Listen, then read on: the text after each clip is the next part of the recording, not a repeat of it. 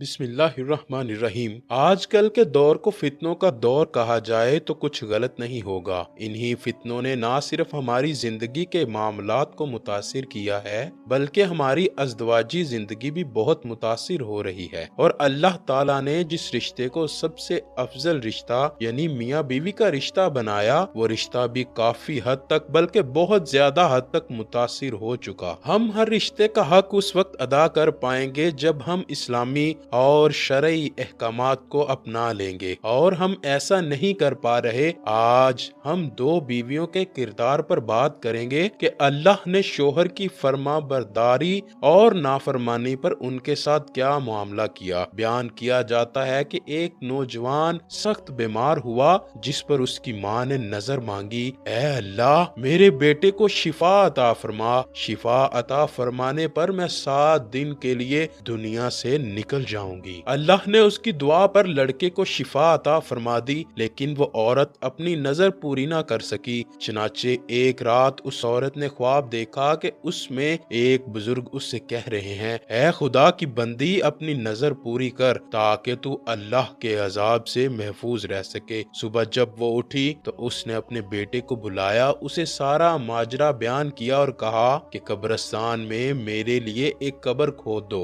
और मुझे उसमें दफन कर दो। चनाचे लड़के ने अपनी माँ के हुक्म के मुताबिक कब्र खोद दी और अपनी माँ को जिंदा उसमें दफन कर दिया। औरत ने कब्र में दुआ की, ऐ मेरे अल्लाह मैंने अपनी वसअत के मुताबिक अपनी नजर पूरी की, अब तू मुझे कब्र की आफतों से महफूज रख। इतने में क्या देखती है कि उसके सर की जानिब एक रोशनदान है। उस रोशनदान से एक बाग नजर आ रहा है और उस बाग में 2 औरतें बैठी हैं। इन औरतों ने उसे आवाज दी और अपने पास बुलाया। इतने में रोशनदान कुदरत के हुक्म से वसी हो गया। वो औरत बाग में उन औरतों के पास गई। जाकर देखती है कि वहाँ एक पकीज़ा हौज है जहाँ वो दोनों औरतें बैठी हैं। उसने जाकर उनसे सलाम किया, लेकिन उनमें से किसी ने उसके सलाम का जवाब ना दिया। उस औरत ने उनसे पूछा, तुम दोनों अभी तो बातें कर रही थी, फिर तुम लोगों ने मेरे सलाम का जवाब क्यों नहीं दिया? इस पर उन औरतों ने कहा कि सलाम तो अताअत व बंदगी है और यहाँ हम इससे रोक दी गई हैं। इतने में वो औरत क्या देखती है कि उनमें से एक औरत के सर पर एक परिंदा